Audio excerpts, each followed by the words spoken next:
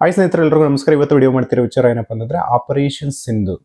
ಎಲ್ಲ ಕಡೆ ಟ್ರೆಂಡ್ ಆಗ್ತಾ ಇರತಕ್ಕಂಥ ಟಾಪಿಕ್ ಇದು. ಸೊ ಇದಕ್ಕೂ ಬಿಫೋರ್ ಇದು ಆಪರೇಷನ್ ಸಿಂಧೂರ್ ಏನಕ್ಕೆ ಈಗ ಆಯ್ತು ಅಂತ ನಾವು ನೋಡೋದಾದ್ರೆ, ಬಿಫೋರ್ ಏನು ಪಹಲ್ಗಾಮ್ ಅಟ್ಯಾಕ್ ಆಗಿತ್ತಲ್ಲ, ಸೊ ಅದಕ್ಕೋಸ್ಕರ ಈಗ ಆಪರೇಷನ್ ಸಿಂಧೂರ್ ಈಗ ಆಗಿರ್ತಕ್ಕಂಥದ್ದು.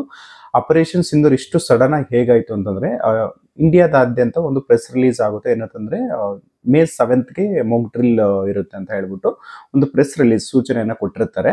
ಆ 6ಗೆ ಅದು ಸೂಚನೆ ಬಂದಿರುತ್ತೆ. ಮೇ 6 ನೈಟ್ ಅಲ್ಲಿ ಅದ್ರ ಬಗ್ಗೆ ಏನು ಈ ಭಯೋತ್ಪಾದಕರ ಕ್ಯಾಂಪ್ಗಳು ಏನಿರ್ತವೆ ಪಾಕಿಸ್ತಾನಲ್ಲಿ, ಮತ್ತೆ ಪಾಕಿಸ್ತಾನ ಮಿಲಿಟರಿ ಆರ್ಮಿಗಳು ಅವರೆಲ್ಲ ಏನ್ ಮಾಡ್ತಾರೆ ಅಂದ್ರೆ ಅವತ್ತು ನೈಟ್ ಕೂತ್ಕೊಂಡು ಏನೆಲ್ಲ ಇವರು ನೆಕ್ಸ್ಟ್ ಕೌಂಟರ್ ಅಟ್ಯಾಕ್ ಮಾಡ್ಬೋದು ನಮ್ಮ ಮೇಲೆ, ಅದನ್ನ ಯಾವ ತರ ಡಿಫೆಂಡ್ ಮಾಡ್ಕೋಬೇಕು ಅನ್ನೋದ್ರ ಬಗ್ಗೆ ಸೊ ಇವರು ಯೋಚನೆ ಮಾಡ್ತಿರ್ಬೇಕಾದ್ರೆ ಅವ್ರನ್ನ ಮೈಂಡ್ ಎಲ್ಲ ಈ ಕಡೆ ಮೊಕ್ ಡ್ರಿಲ್ ಕಡೆ ಡೈವರ್ಟ್ ಮಾಡಿ ನಮ್ಮ ಇಂಡಿಯನ್ ಆರ್ಮಿ ಏನ್ ಮಾಡುತ್ತೆ, ಆಪರೇಷನ್ ಸಿಂಧೂರನ್ನ ಅಂದ್ರೆ ಮೇ 7ನೇ ತಾರೀಕು ಮಿಡ್ ನೈಟ್ 1 ಗಂಟೆ 5 ನಿಮಿಷದಿಂದ 1 ಗಂಟೆ 30 ನಿಮಿಷದ ಒಳಗಡೆ ಆಪರೇಷನ್ ಸಿಂಧೂರನ್ನ ಕಂಪ್ಲೀಟ್ ಮಾಡ್ಬಿಡುತ್ತೆ.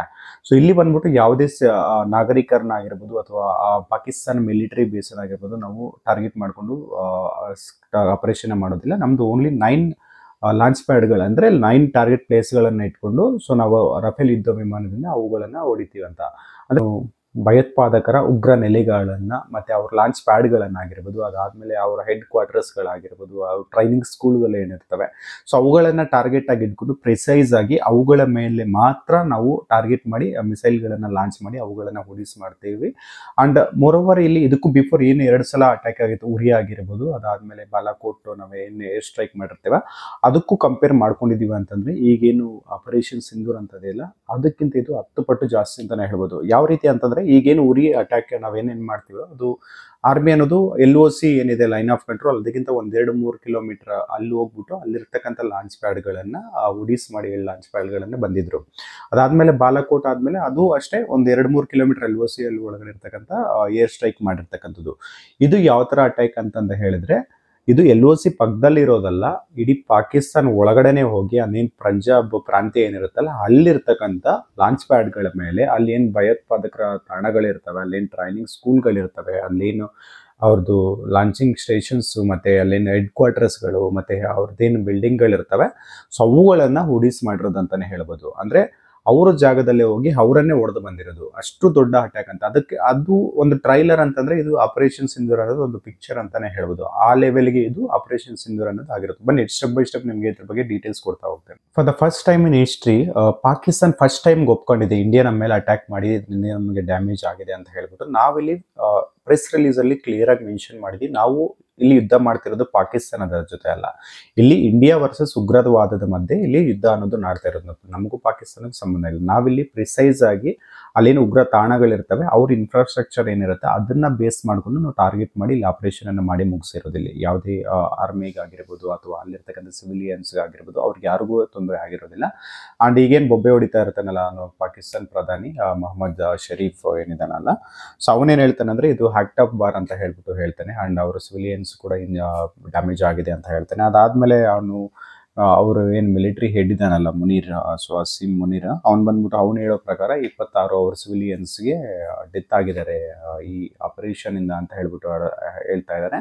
ಫಸ್ಟ್ ಟೈಮ್ ಅವರು ಅಟ್ಯಾಕ್ ಆಗಿರೋದನ್ನ ಒಪ್ಕೊಂಡಿರ್ತಕ್ಕಂಥ. ಇಲ್ಲಿ ಯುದ್ಧ ಅನ್ನೋದು 2 ದೇಶಗಳ ಮಧ್ಯೆ ಆಗಿರ್ತಕ್ಕಂಥದ್ದಲ್ಲ, ಇದು ಭಾರತ ಮತ್ತೆ ಉಗ್ರವಾದದ ನಡುವೆ ಆಗಿರ್ತಕ್ಕಂಥ. ನಾವು ಯಾವುದೇ ಒಂದು ಮಿಲಿಟರಿ ಆ ಪ್ರೆಸ್ ರಿಲೀಸ್ ಅಲ್ಲೂ ಅದೇ ಹೇಳಿರೋದು. ಅದಾದ್ಮೇಲೆ ಈಗ ಪ್ರೆಸ್ ರಿಲೀಸ್ ಅಲ್ಲಿ ಇದ್ರ ಬಗ್ಗೆ ಆಪರೇಷನ್ ಬಗ್ಗೆ ವಿವರಣೆ ಕೊಡ್ತಾ ಇದ್ರು. ಸೊ ಒಬ್ರು ಬಂದ್ಬಿಟ್ಟು ಲೆಫ್ಟಿನೆಂಟ್ ಕರ್ನಲ್ ಸೋಫಿಯಾ ಕುರೇಶಿ ಮತ್ತಾದ್ಮೇಲೆ ವಿಂಗ್ ಕಮಾಂಡರ್ ಹ್ಯೂಮಿಕ್ ಸಿಂಗ್ ಅವ್ರು ಹೇಳ್ತಾರೆ ಅದರಲ್ಲಿ ಏನಂತಂದ್ರೆ ನಮ್ದು ಇದ್ದಿದ್ದು 9 ಟಾರ್ಗೆಟ್ಗಳು, ಅವು ಓನ್ಲಿ ಬೇಸ್ಡ್ ಆನ್ ಮಿಲಿಟರಿ ಬೇಸ್ಗಳಲ್ಲ, ಅದು ಓನ್ಲಿ ಏನು ಈ ಉಗ್ರರು ಇರ್ತಾರಲ್ವಾ ಸೊ ಅವ್ರ ಇನ್ಫ್ರಾಸ್ಟ್ರಕ್ಚರ್ ಅನ್ನ ಡೆಮೊಲಿಷ್ ಮಾಡಿರೋದು, ಅದನ್ನ ನ್ಯೂಟ್ರಲೈಸ್ ಮಾಡಿರೋದು, ಅಲ್ಲಿ ಅವ್ರ ಕ್ಯಾಂಪ್ಗಳು ಮತ್ತೆ ಲಾಂಚ್ ಪ್ಯಾಡ್ಗಳು ಇರ್ತವೆ ಅದನ್ನ ನಾವು ಪ್ರಿಸೈಸ್ ಆಗಿ ಟಾರ್ಗೆಟ್ ಮಾಡಿ ಅದನ್ನ ಮಾಡಿದೀವಿ ಅಂತ ಅವ್ರು ಬಂದು ಹೇಳ್ತಾರೆ. ಅಂಡ್ ಮೋರೋವರ್ ಇನ್ನೊಂದು ವಿಚಾರ ಏನಪ್ಪಾ ಅಂತಂದ್ರೆ ಅಂಡ್ ಈ ಏನು ಜೈಷ್ ಮೊಹಮ್ಮದ್ ಏನಿರ್ತಾರಲ್ಲ ಅವ್ರೇನು ಅವನು ಹೆಡ್ ಇರ್ತಾನಲ್ಲ ಅದಕ್ಕೆ ಮಸೂದ್ ಅಜರ್, ಅವನು ಫ್ಯಾಮಿಲಿಗೆ ಸಂಬಂಧಿಸಿದ್ದಕ್ಕಂಥ ತೀರಾ ಹತ್ತಿರದವರಾದ 14 ಜನ ಅವ್ರ ಫ್ಯಾಮಿಲಿ ಮೆಂಬರ್ಸ್ ಕೂಡ ಈ ಆಪರೇಷನ್ ಇಂದ ಡೆತ್ ಆಗಿದ್ದಾರೆ ಅಂತ ಕೂಡ ಅಫಿಷಿಯಲ್ ಆಗಿ ಅವರು ಕನ್ಫರ್ಮ್ ಮಾಡಿಲ್ಲ. ಬಟ್ ಮೂಲಗಳ ಪ್ರಕಾರ ಅವರು ಫ್ಯಾಮಿಲಿ 14 ಮೆಂಬರ್ಸ್ ಅನ್ನು ಡೆತ್ ಆಗಿದ್ದಾರೆ ಅಂತ ಕೂಡ ಗೊತ್ತಾಗ್ತಾ ಇದೆ.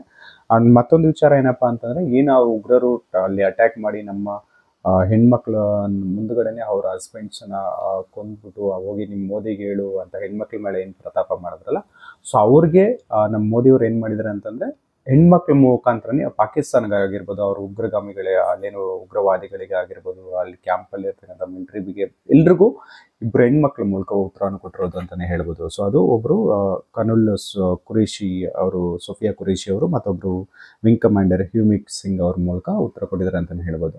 ಆ ಪ್ರೆಸ್ ರಿಲೀಸ್ ಮಾಡ್ಬೇಕಾದ್ರೆ ಇದೇನು ಆಪರೇಷನ್ ಕಂಡಕ್ಟ್ ಮಾಡಿದ್ರಲ್ಲ, ಆಪರೇಷನ್ ಯಾವ ಥರ ಕಂಡಕ್ಟ್ ಮಾಡಿದ್ರಿ, ಯಾವ್ದು ಬೇಸಿಸ್ ಮೇಲೆ ಯಾವ ಥರ ಟಾರ್ಗೆಟ್ಗಳನ್ನು ನಾವು ನ್ಯೂಟ್ರಲೈಸ್ ಮಾಡಿದ್ವಿ ಅನ್ನೋದ್ರ ಬಗ್ಗೆ ಎಕ್ಸ್ಪ್ಲೇನ್ ಮಾಡಬೇಕಾದ್ರೆ ಒಂದು ಸ್ಟೇಟ್ಮೆಂಟನ್ನು ಕೂಡ ಪಾಸ್ ಮಾಡ್ತಾರೆ ಹ್ಯೂಮಿಕ್ ಸಿಂಗ್ ಅವರು. ಅದೇನಂತಂದ್ರೆ, ಇದೆಲ್ಲ ನಾವು ಟೆರರ್ ಬೇಸ್ ಮೇಲೆ, ಅಂದರೆ ಏನು ಟೆರರಿಸ್ಟ್ಗಳು ಮಾಡಿರ್ತಕ್ಕಂಥ ಅಟ್ಯಾಕ್ ಬೇಸ್ ಮೇಲೆ ಅವರು ಇನ್ಫ್ರಾಸ್ಟ್ರಕ್ಚರನ್ನು ನ್ಯೂಟ್ರಲೈಸ್ ಮಾಡ್ಲಿಕ್ಕೆ ಮಾಡಿರ್ತಕ್ಕಂಥ ಅಟ್ಯಾಕು. ಇದನ್ನೇನಾದರೂ ಪಾಕಿಸ್ತಾನ ಏನಾದರೂ ವಾರ್ ಆಗಿ ಡಿಕ್ಲೇರ್ ಮಾಡಿ, ಇನ್ ಕೇಸ್ ಅವ್ರೇನಾದರೂ ನಮ್ಮ ಮೇಲೆ ಅಟ್ಯಾಕ್ ಮಾಡಿದ್ದಾರೆ ಅಂದರೆ ನಮ್ಮ ಫೋರ್ಸಸ್ ಎಲ್ಲ ಆಲ್ರೆಡಿ ರೆಡಿ ಆಗಿದ್ದಾವೆ, ಅದಕ್ಕೆ ತಕ್ಕ ಪ್ರತ್ಯುತ್ತರವನ್ನು ಕೊಡ್ತೀವಿ ಅಂತ ಕೂಡ ಹೇಳಿದ್ದಾರೆ ಅಂತಲೇ ಹೇಳ್ಬೋದು. ಸೊ ಅದನ್ನು ವಿಡಿಯೋ ಕ್ಲಿಪ್ಪನ್ನು ಹಾಕ್ತೀನಿ, ನೋಡ್ಬೋದು ನೀವು. It must be said that the Indian Armed Forces are fully prepared to respond to Pakistani misadventures, if any, that will escalate this situation. And ಈ ಆಪರೇಷನ್ ಸಿಂಧೂರ್ ಆದಮೇಲೆ ಏನು ಪಾಕಿಸ್ತಾನ ಪ್ರಧಾನಿ ಇದಾರಲ್ಲ, ಅವರು ಅವ್ರ ದೇಶದಲ್ಲಿ ಎಮರ್ಜೆನ್ಸಿಯನ್ನು ಕೂಡ ಡಿಕ್ಲೇರ್ ಮಾಡಿದ್ದಾರೆ. ಆ್ಯಂಡ್ ಅವ್ರ ಕೈಲಿ ಮಾಡೋಕ್ಕಾಗದೆ ಏನೇನು ಮಾಡ್ತಿದೆ, LOC ಬಳಿ ಏನು ಲೈನ್ ಆಫ್ ಕಂಟ್ರೋಲ್ ಇದೆ ಅಲ್ವಾ, ಸೊ ಅಲ್ಲಿ ಆರ್ಮಿ ಮಧ್ಯೆ ಗುಂಡಿನ ಚಕಮಕಿಗಳಾಗ್ತಾ ಇದ್ದಾರೆ. ಈ ವಿಡಿಯೋ ರೆಕಾರ್ಡ್ ಆಗೋ ಮಟ್ಟಿಗೆ ಬಂದಿರ್ತಕ್ಕಂಥ ಮಾಹಿತಿ ಪ್ರಕಾರ 7 ಡೆತ್ಸ್ ಆಗಿದೆ ನಮ್ಮ ಕಡೆಯಿಂದ. ಅಂದರೆ ಅವರು ಏನು ಅಲ್ಲಿರ್ತಕ್ಕಂಥ ಸಿವಿಲಿಯನ್ಸ್ಗೆ ಎಲ್ಲ ಶೂಟ್ಔಟ್ ಮಾಡ್ತಾ ಇದ್ದಾರೆ ಸಿವಿಲಿಯನ್ಸ್ಗೆ ಅಂತ ಹೇಳಿ ಮಾಹಿತಿ ಬಂದಿದೆ. ಅದರ ಪ್ರಕಾರ 7 ಡೆತ್ಸ್ ಆಗಿದೆ ಮತ್ತು 35 ಇಂಜುರೀಸ್ಗಳಾಗಿದೆ ಅಂತಲೇ ಹೇಳ್ಬೋದು ಗುಂಡಿನ ಚಕಮಕಿಯಲ್ಲಿ. ಈಗ LOC ಬಳಿ ನಡೀತಾ ಇರತಕ್ಕಂಥದ್ದು. ಆ್ಯಂಡ್ ಯಾವುದೇ ರೀತಿಯಾದ ಅಟ್ಯಾಕ್ ಮಾಡೋದಕ್ಕೆ ಇಂಡಿಯಾ ಮೇಲೆ ಬಂದಿದೆ ಅಂದರೆ ನಮ್ಮ ಆರ್ಮ್ ಫೋರ್ಸಸ್ ಆಲ್ರೆಡಿ ರೆಡಿ ಆಗಿದ್ದೇವೆ ಅಂತ ಕೂಡ ಪ್ರೆಸ್ ರಿಲೀಸಲ್ಲಿ ಓಪನ್ ಆಗಿ ಸ್ಟೇಟ್ಮೆಂಟನ್ನು ಕೊಟ್ಟಿರೋದು ಕೂಡ ನಾವು ಕಾಣ್ಬೋದು.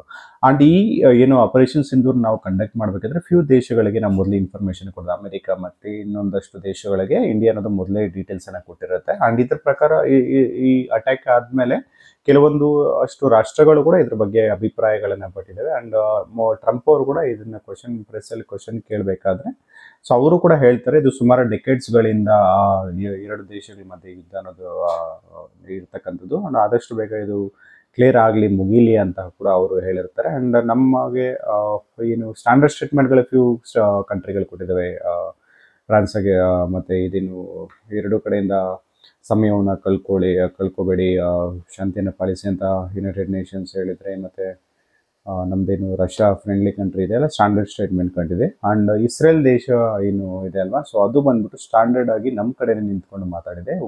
ಯಾವುದೇ ರೀತಿ ಉಗ್ರವಾದವನ್ನು ನಾವು ಬೆಂಬಲಿಸೋದಿಲ್ಲ, ಅದಕ್ಕೆ ತಕ್ಕ ಪಾಠವನ್ನು ಕಳಿಸಿ ಅದಕ್ಕೆ ಏನು ಬೆಂಬಲ ನೀಡಿದ್ದಾರೆ ಅವರು ಪಾಠವನ್ನು ಕಲೀಲೇಬೇಕು ಅನ್ನೋದ್ರ ಬಗ್ಗೆ ಕಟ್ಟರ್ ಉತ್ತರವನ್ನು ನಮ್ಮ ಭಾರತದ ಪರವಾಗಿ ಕೊಟ್ಟಿದ್ದಾರೆ ಅಂತಲೇ ಹೇಳ್ಬೋದು. ಇನ್ನು ಸುಮಾರಷ್ಟು ಕಂಟ್ರಿಗಳು, ಸುಮಾರಷ್ಟು ಲೀಡರ್ಗಳು ಸ್ಟೇಟ್ಮೆಂಟ್ಗಳನ್ನು ಪಾಸ್ ಮಾಡಿದ್ರೆ, ಕೆಲವರು ಸ್ಟ್ಯಾಂಡರ್ಡ್ ಆಗಿ ಕೊಟ್ಟಿದ್ರೆ, ಇನ್ನು ಕೆಲವರು ಟೆರರ್ ಅಟ್ಯಾಕ್ಗಳೇನಿರ್ತವೆ ಅದನ್ನು ನಾವು ಖಂಡಿಸ್ತೀವಿ ಅಂತ ಕೂಡ ಹೇಳಿದ್ದಾರೆ ಅಂತಲೇ ಹೇಳ್ಬೋದು. ಆ್ಯಂಡ್ ಈ ಆಪರೇಷನ್ ಬಗ್ಗೆ ಮೇ ಬಿ ಮೋದಿ ಅವರಾಗಿರ್ಬೋದು ಅಥವಾ ಅಮಿತ್ ಶಾ ಅವರಾಗಿರ್ಬೋದು ಮೀಡಿಯಾ ಮುಂದೆ ಬಂದು ಮಾತಾಡೋ ಚಾನ್ಸಸ್ಗಳಿರ್ತವೆ. ಇನ್ ಕೇಸ್ ಅವರೇನಾದರೂ ಮಾತಾಡಿದ್ರೆ ಅದರ ಬಗ್ಗೆ ಕವರ್ ಮಾಡಿ ಒಂದು ವಿಡಿಯೋ ಮಾಡೋ ಪ್ರಯತ್ನವನ್ನು ಕೂಡ ಮಾಡ್ತೀನಿ.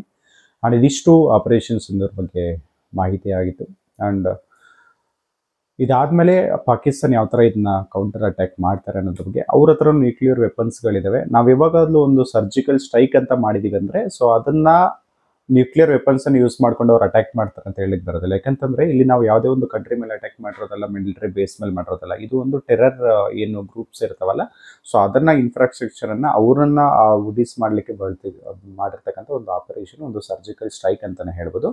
ಈ ಥರ ಇರಬೇಕಾದ್ರೆ ಒಂದು ಕಂಟ್ರಿ ಇನ್ನೊಂದು ಕಂಟ್ರಿ ಮೇಲೆ ಏನು ನ್ಯೂಕ್ಲಿಯರ್ ವೆಪನ್ಸನ್ನು ಯೂಸ್ ಮಾಡ್ಕೊಂಡು ಯುದ್ಧ ಮಾಡುತ್ತೆ ಅಂತ ಹೇಳೋದಕ್ಕೆ ಭಾಳ ಚಾನ್ಸ್ ಇರೋದಿಲ್ಲ. ಆ್ಯಂಡ್ ಮೋರೋವರ್ ಪಾಕಿಸ್ತಾನ ಏನಾದರೂ ಯೂಸ್ ಮಾಡ್ತಿದೆ, ನಮ್ಮ ಹತ್ರ already we are also nuclear ವೆಪನ್ಸನ್ನು ಹೊಂದಿರತಕ್ಕಂಥ ಕಂಟ್ರಿ ಆಗಿರೋದ್ರಿಂದ ಅಷ್ಟರ ಮಟ್ಟಿಗೆ ಅದು ಹೋಗೋದಿಲ್ಲ ಅಂತಲೂ ಅನಿಸುತ್ತೆ. ಆ್ಯಂಡ್ ಅವರು ಅಷ್ಟು ಧೈರ್ಯನೂ ಇಲ್ಲ ಅವ್ರು ಮಾಡೋದಕ್ಕೆ, ಆಲ್ರೆಡಿ ಭಿಕ್ಷೆ ಬೇಡ್ತಾ ಇರ್ತಕ್ಕಂಥ ಕಂಟ್ರಿ.